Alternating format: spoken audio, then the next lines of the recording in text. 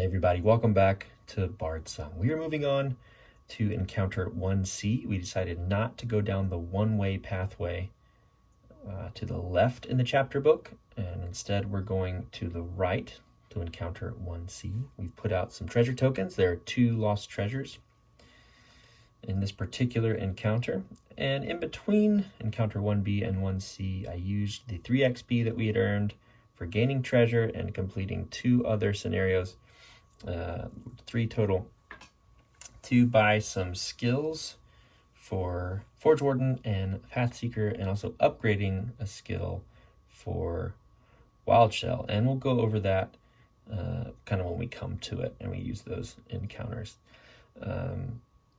We also spent some of our gold. We earned a good bit of gold to purchase a card from the Lost Treasure deck, and doing so we got this supply cache card, which there are 2 symbols on it. One means we discard it when used, the other one means we turn it 180 degrees when used, which is very confusing.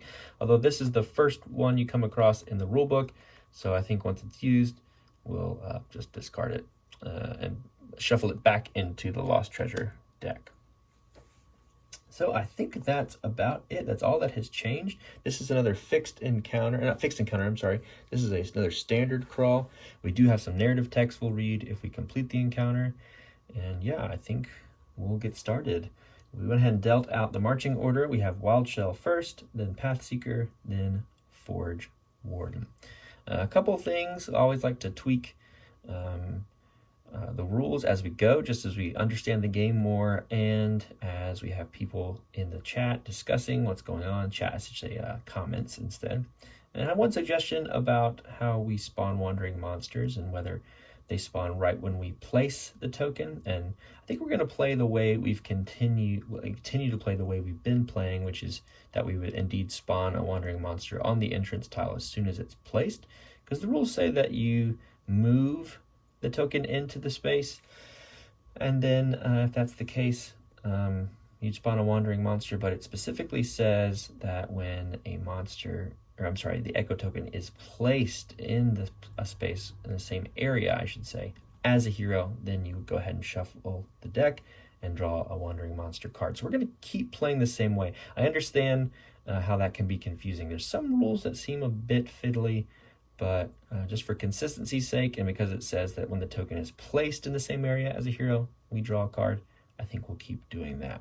But yeah, without further ado, we're going to move into playing our very first turn of Encounter 1C.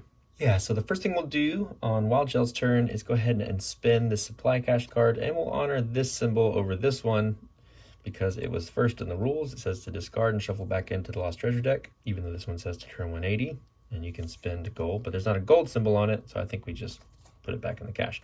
But this particular card allows us to replenish a toolkit as a free action, which is awesome. So go ahead and do that. And we have 6 gold left in our kitty up there. 1 more, and we could have went ahead and replenished another token. So I was thinking we would do a toolkit, and it's just fate that we would happen to draw that card, which is awesome. So that's the first thing Wild Shell's going to do. Supply cache is back in there, and we're going to hope that we can head this way to this treasure token and actually get to it this time. Because if you watched our last video, we had some unlucky draws of the tiles there. So we moved 1 zone, and we'll draw a corridor and see what it is. All right, interesting. It's a fixed, it's not fixed, but it is a 2-way short 2-zone corridor here. It's not fixed. I was thinking it was fixed in that there's only 1 way you can exit from it, but that's actually a term we want to use in the game, and I'm trying to get better at that, using the actual terms that the game gives us. But yeah, we'll go ahead and find that tile and put it out.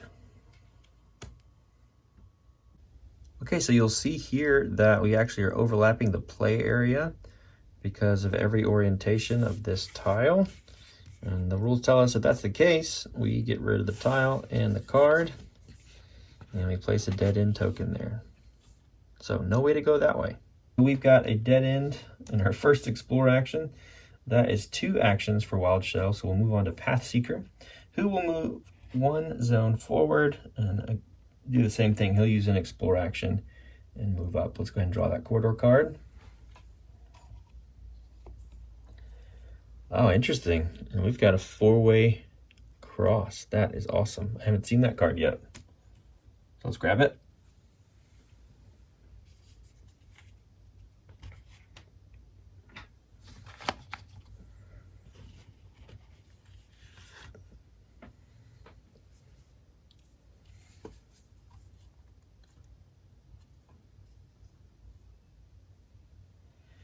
So it doesn't really matter where we put it. We've got portals on all 4 sides, and it looks like we could get to this treasure over here, knock on wood, as long as we don't draw a dead end exploring that way. Let's go ahead and draw our challenge aspect card. And it's a trap door. A trap door opens underfoot. This hero makes a target number 12 dexterity action roll, and if they pass, discard the card. Ah. Okay. We're pretty good at dexterity. First roll of the encounter. Let's hope it's a good one.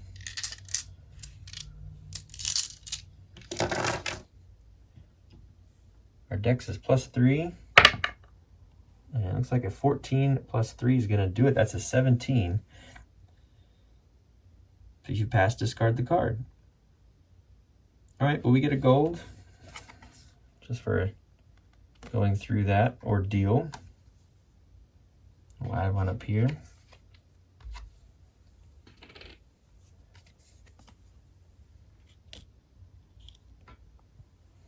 And that'll be Pathseeker's turn. On Forge Warden's turn, he will move. I think we'll head towards that treasure. 1, 2, let's go 3 spaces, using 2 movement actions to be poised to explore again next turn. And I think that will do it. Yep, so let's reshuffle that marching order. Just reading some things here.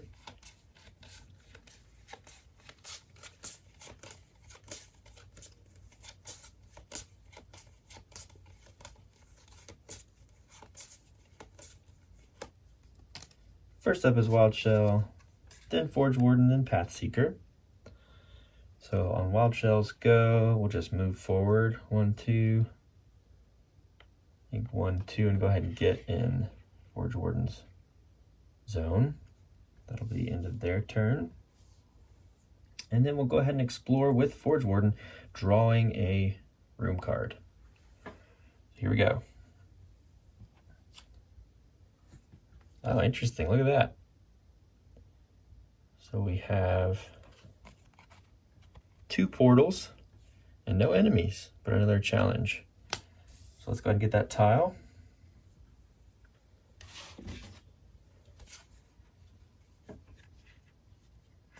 Looks like this one here. And sure enough, we can place it right there. And that means we'll trigger treasure. It's not overlapping any other tiles. Treasure's going to go right there. We'll move them in to the opening zone. And we'll draw a challenge aspect card. This happened, I think, with both encounters. We didn't have any enemies for the first few explorations, and it felt like oddly unnerving. Well, let's see what this challenge card is going to be. Deathly Silence.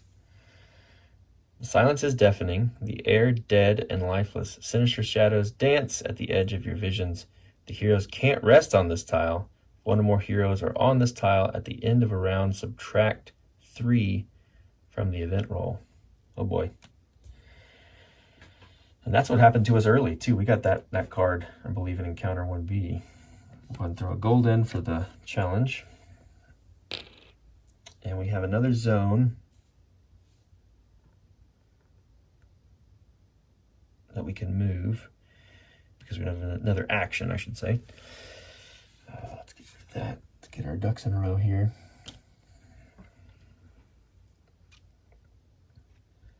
So So we'll go ahead and move here. It says we move into a zone with a treasure token. We draw a treasure. And we got the supply cache again. Well, hey, why don't we go ahead and use it? Because we still need another refresh toolkit. Get rid of the token. And it says, it looks like you can pull together enough nails and bits of wood to make use of this. Replenish a toolkit.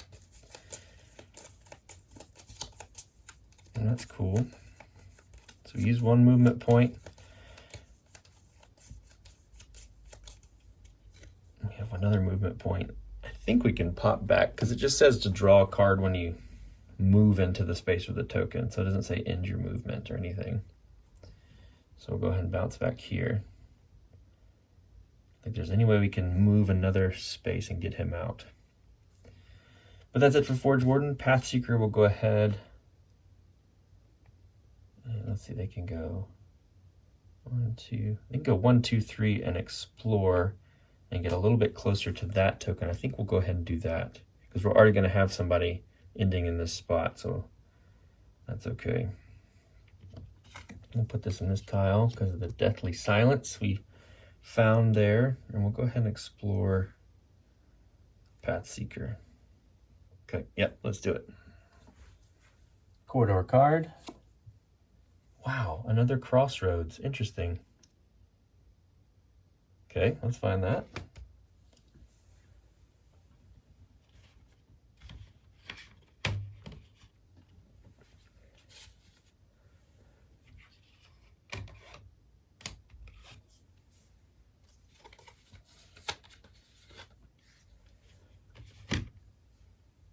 Orientation doesn't really matter. We'll go that way. Draw another challenge card. Just your imagination. Perhaps the haunted cries you heard were just your imagination, or perhaps the beast that made them lost your trail. Either way, you're safe for now. What? Return this card to the vault. I think we added this card. I don't remember what the reference number was. I'll have to go back and look if this is a card we added. But that's interesting. Okay. We got spooked by something earlier, or maybe we haven't seen the card. I think we did add this one because of a card we drew. And it was just our imagination. All right, well, there you go. A fairly uneventful crawl so far. And we're over halfway down the map. Interesting. Which is good, because the first two, I could be biting my tongue in a bit, but the first 2 episodes were 2 hours long. And I'd love it if some of them were a little shorter. I was expecting them to be a bit shorter here in the earlier chapters just because of, you know, it's early game and we haven't found any super challenging fights yet. But I think a game like this could turn on a dime. So we'll knock on wood and go from there. That's it. Let's do the first event roll at a -3 because we do have Forge Warden in there.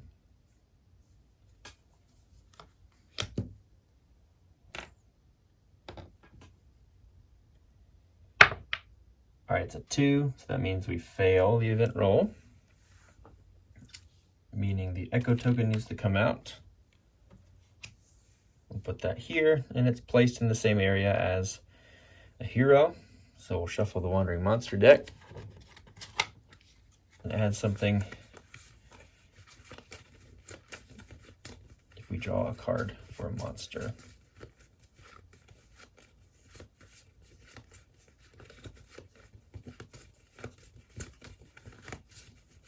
What do we have here? Okay. Overactive imagination. Your mind must have been playing tricks on you. Yeah, we know. We saw that card just a second ago. Discard this card. Okay.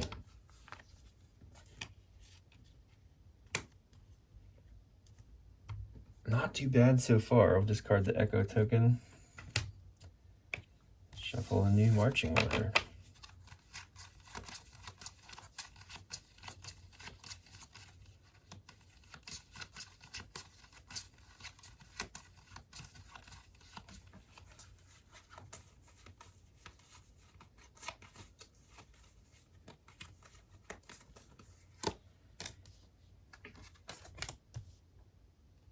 right, so I have Wild Shell, Forge Warden, and Path Seeker. And first up in this round is Wild Shell, and we'll have them double move through this silent tile. Up here. Double check the zones on that.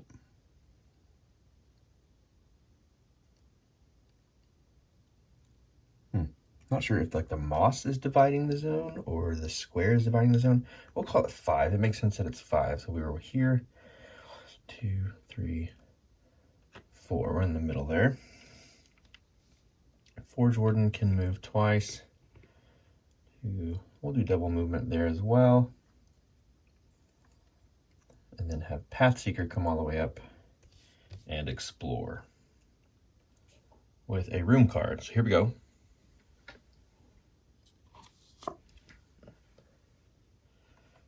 Wow. So still no enemies, and we're nearly across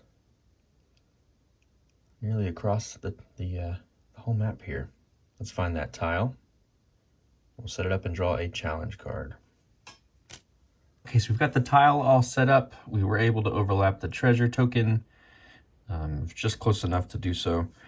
And we need to read a challenge aspect card. And then we'll continue. So this says a decimated party. 3 corpses lie ahead, slumped over in defeat. Wait, 1 still breathes. Roll a d6. And we have a lot of options there.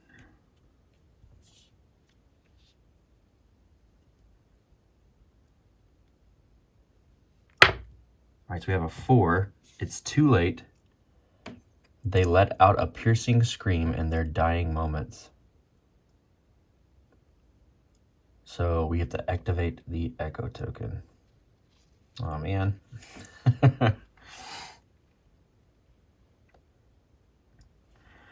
That's here, meaning you're in the same area. It's right there in the opening space.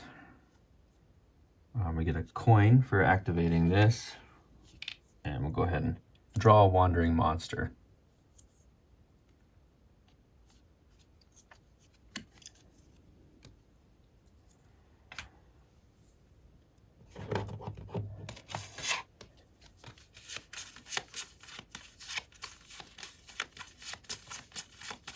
And we also forgot there's a door up here.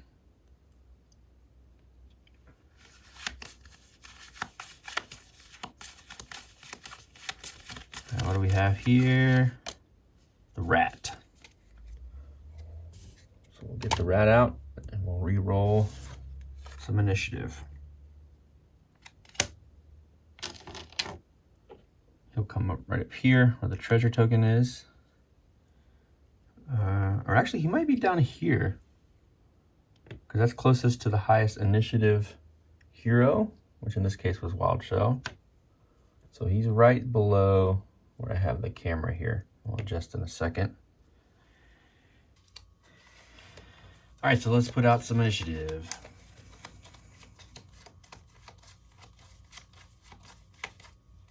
Okay, first up is the Warden, then Wild Shell, Path Seeker, and the rat. I'm wondering if we don't just move forward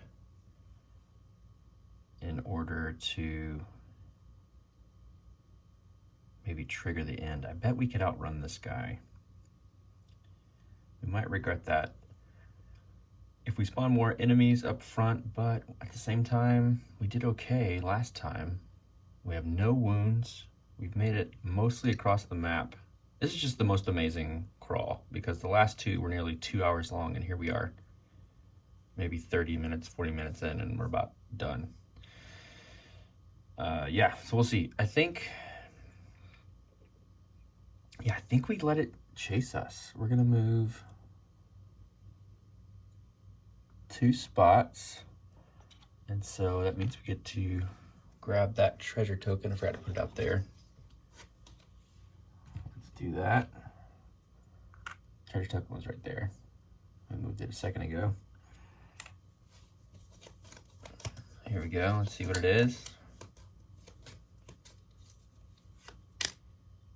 oh, it's a discarded purse. The spoils from a dozen raids, no doubt, but at least now these coins will be used for good. Gain 10 gold. Sweet. That's cool.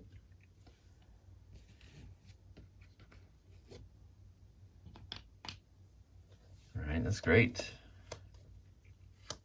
And then it has the same two odd icons at the bottom, which are shuffle back in and turn it to the side. So we'll just shuffle it back in. Forge Warden has moved twice. We'll move one more to be ready here at the top. We could perhaps all get in there and close the door, which we have to use a toolkit for, but we just have all our toolkits back now, which is great. Yeah. Maybe we do that. All right, on Wild Shell's turn, I think we're just gonna run. 1, 2, 3. And then that'll be their turn. This might be dumb, but I'm kind of intrigued to see how this works if we can outrun something. Path Seeker will move 2 of their 3 movement points and go ahead and explore. And then we could possibly shut that door behind us. So here we go, moment of truth. Oh no! That is a dead end. So there goes that. There goes that plan.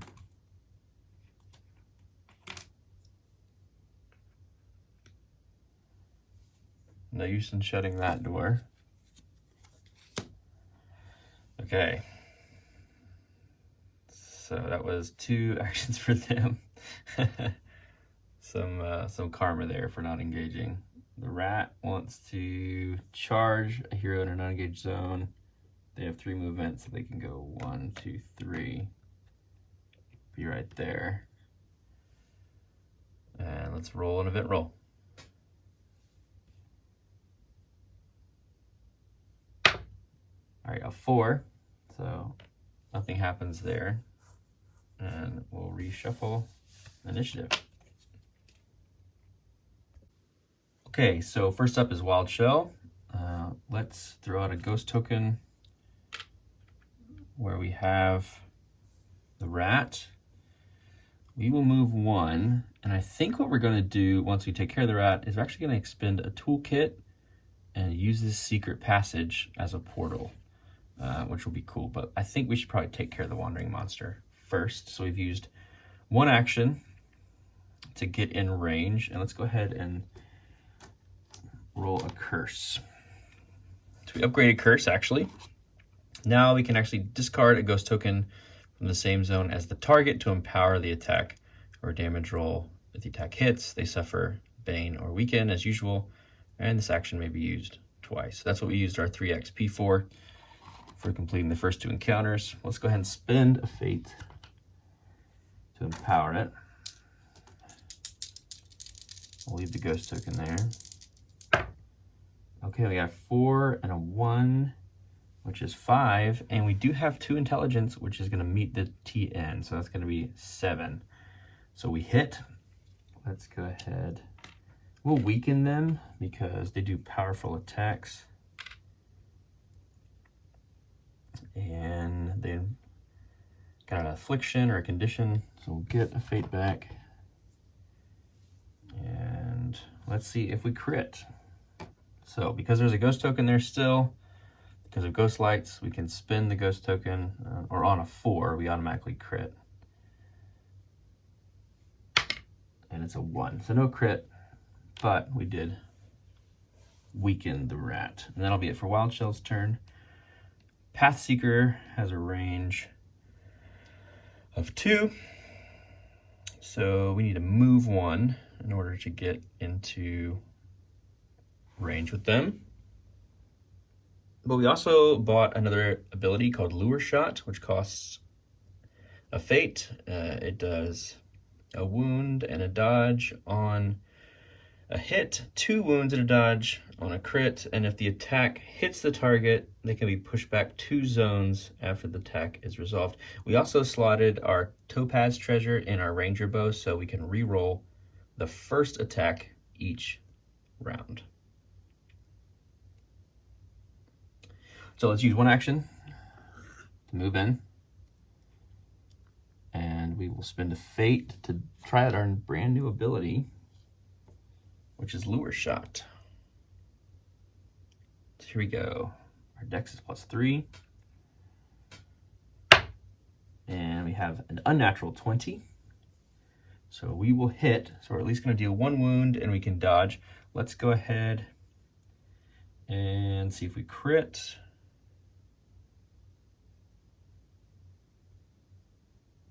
Actually, so we actually explored on that action, and the first attack in the following round has empowered attack and damage rolls. If I'm remembering correctly, that was all the same round because Pathseeker explored. Right, yeah, so there should be an empowered damage roll, if I'm remembering correctly. I'll watch back and make sure, but I think so. All right, so that is a total of 8. Their toughness is 6, so we're gonna crit, which is awesome. We are able to inflict 2 wounds automatically. We'll keep them there, because we'll just flip the rat over to the heat up side. We can dodge. We'll just move over here since we're planning on using this hidden passage. And that'll be it for Pathseeker.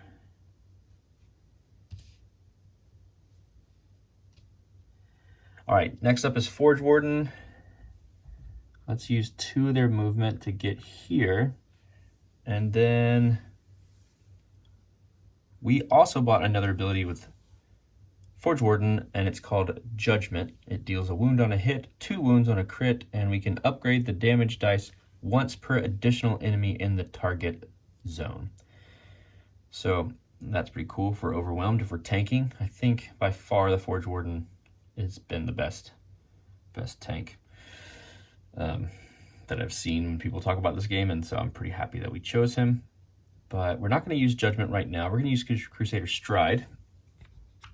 Expend a fate because we can move 1 extra space right before we strike. So let's go ahead and roll that.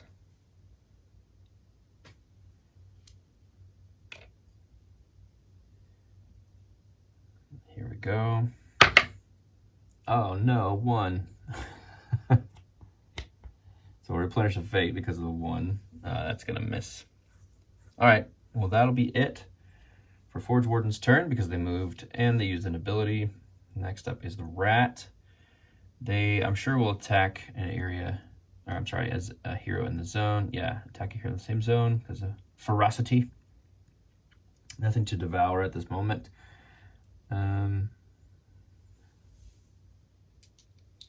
Let's roll a defense because they're going to attack us, and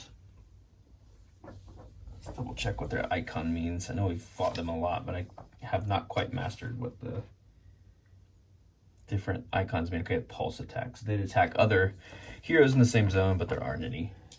So this will just be a regular defense roll. I want to meet a 7.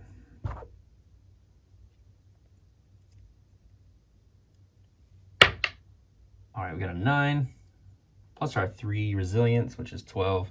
And that's actually, we get advantage. Let's see, 10, even better. So weaken's gone, but they won't bite us.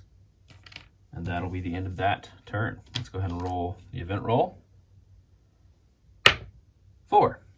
Having decent luck on event rolls. I probably shouldn't have said that, but doing okay. All right, let's move on. Shuffle some initiative.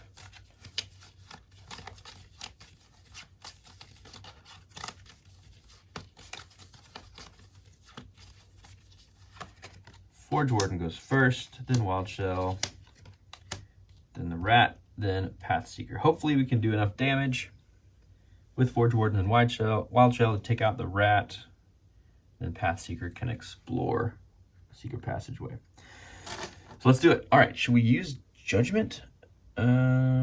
No, you know what? Let's use Mechanica Strike because we could possibly get some fate back. So yeah, let's roll Mechanica Strike and we'll empower it since there's a chance we get it back.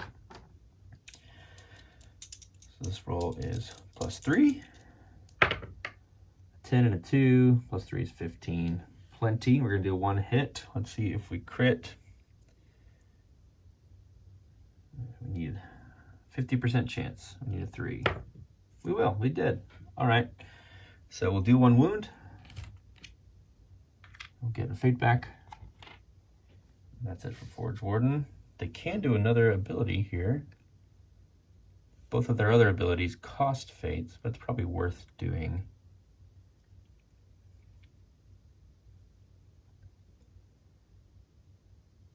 Yeah, let's go ahead and do it. And we'll do, what do we do? Let's just do Judgment, the new one. We'll do the new one. All right, here we go. Yeah, 8 + 3 is 11. That'll hit. And let's see, does crit do anything? No. I know I rolled a lot of crit rolls in the first episodes, but I was just excited to be rolling dice because I've missed D&D. But we won't roll to see if we crit there. Yeah, that takes out the rat. Good. We'll take them out of the marching order. Discard the card. They're in the Wandering Monster deck. They're down here. And that's it for Forge Warden. So Wild Shell will be up next. We could go ahead and explore with them. So let's do that. We'll spend a toolkit to use the secret passage. It's now considered a typical portal. Now let's see what happens here. Please no dead ends. Okay, cool. This is good.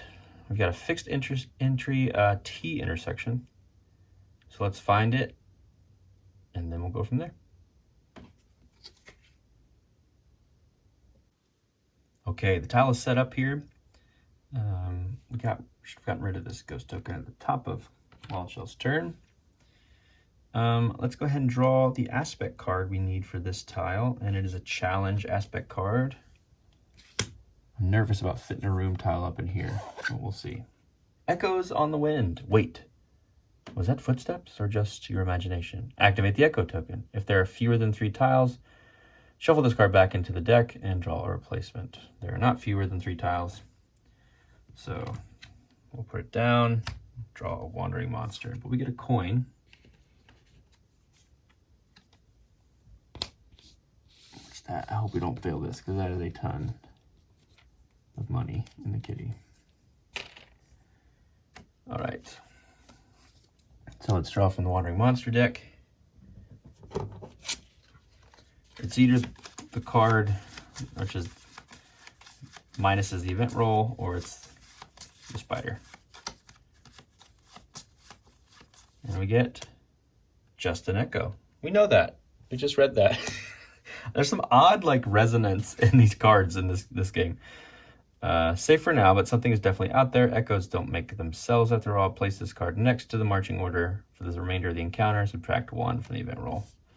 So we know the next card in the Wandering Monster deck is the spider. So next time we activate the echo token, that's going to happen. But that's all right. Okay, 2 more movement from Wild Shell for their second action. We'll end their turn, and then Path Seeker gets to go. We'll just do 1, 2, and probably explore again, because this will really tell us if we can escape right now. I don't know. I've heard a lot about these lines, and there's still a good bit of confusion from the community about which one's which. As long as we don't cross this out of bounds area, I think we're okay. So yeah, it should be really interesting to see what we're gonna get. Let's go ahead and straighten up preemptively. And we'll draw a room card. Here we go.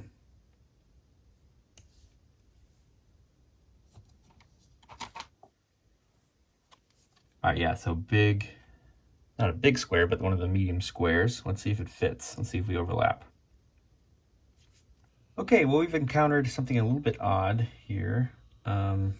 I found 2 identical room tile cards, and I don't have two identical tiles, at least ones that don't have straightaway hallways, meaning two portals on opposite ends. So what I've done is I've picked one with a similar spawn point rune, two portals on opposite ends of each other, and a similar secret passage area. And we're just gonna call that the one, and it's just under the boundary up here.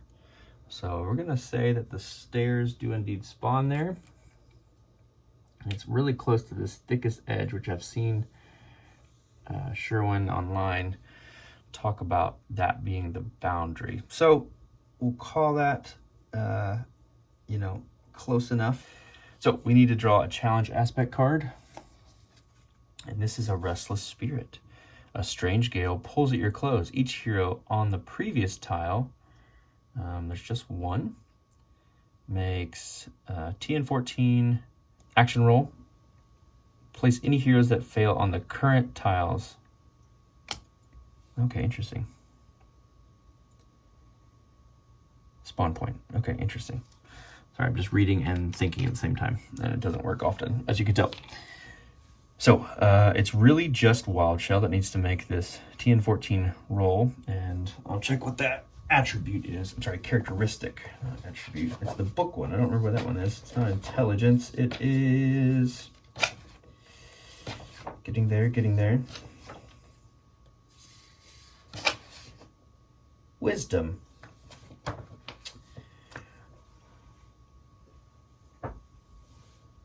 So we'll make a straight wisdom roll and place any heroes that fail on the current tile spawn point. The gale becomes a raging storm, small stones flying through the air. Each hero on the current tile makes another TN10 action roll, and each hero that fails suffers a wound. Okay, well, we got the gold out for the Restless Spirit already, so let's just roll a wisdom roll for the turtle. You'd think he's very wisdomous. But I don't know. He's got no bonus as of right now. Let's see. That's a 7, so he's gonna fail the first roll, which we needed a 14 for, meaning he gets sucked up to the stairs, which we don't hate, I don't think. The gale becomes a raging storm, and each hero on the current tile, meaning Pathseeker and Wild Shell, needs to make a TN defense roll. Or it might be Constitution. Checking characteristic names again. Yeah, it's Con, Physical Fortitude. All right, so first up, let's do it for Wild Shell. And each hero that fails suffers a wound. So Wild Shell needs he's got a +1, so he needs a 10. That's a 3 + 1 is a 4, so he's gonna get a wound. And Pathseeker needs to do the same. Straight roll. His con's 18, so he does not. All right. That's it for the Restless Spirit. And that's it for Pathseeker's turn. Let's do the event roll at a -1. And it's a 4. So nothing happens. Wow, this has not been that tricky. The Deathly Silence really, kind of illustrates this particular encounter for us. If we get out of here without ever spawning enemies, apart from one wandering monster, that would be nuts. Although I don't want to speak too soon. Here we go. Because we still have to get Forge Warden through 3 more tiles. All right. Pathseeker goes first, then Wild Shell, then Forge Warden. It might be dumb, but I think we just escape. I think we go boom, escape. Wild Shell escape.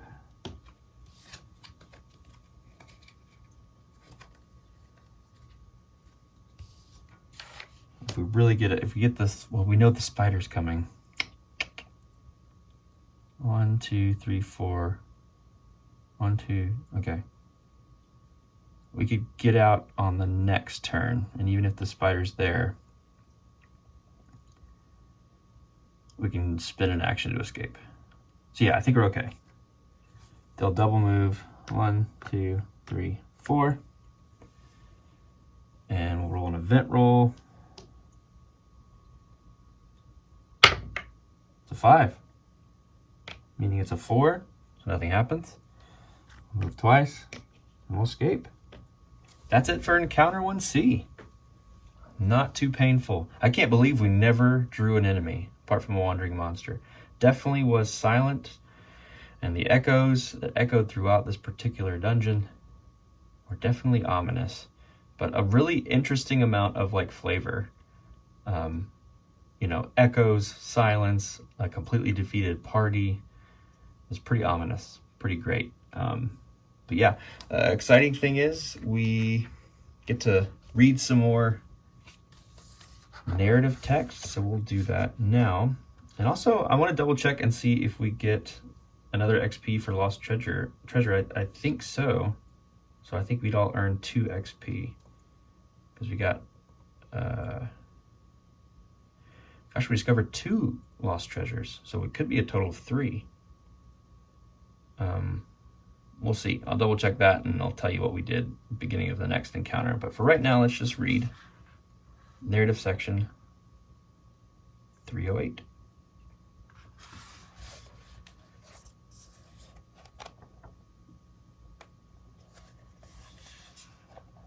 One of the last ones. The key awaits you, hanging on a hook hammered into a stone wall.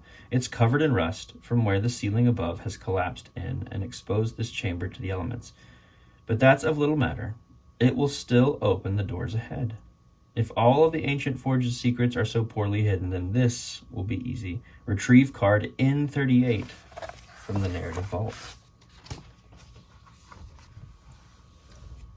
So here we have it, the rusty key.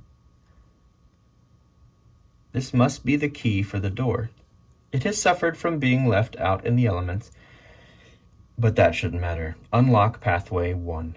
Keep this card in your inventory. All right, great. So that is it. We can move on to either of the chapter ending encounters, and we're close to being done. I'm really excited to see what happens. Both of them are fixed encounters, which we have not done either, or any type other than the standard crawl. So that's exciting to try a new encounter. And yeah, we'll see you next time. Thanks so much for sticking around and watching so much Bardsung stuff. It's been a blast. And we'll keep getting better, I'm sure, and we'll hopefully complete a chapter next time you see us. All right, bye.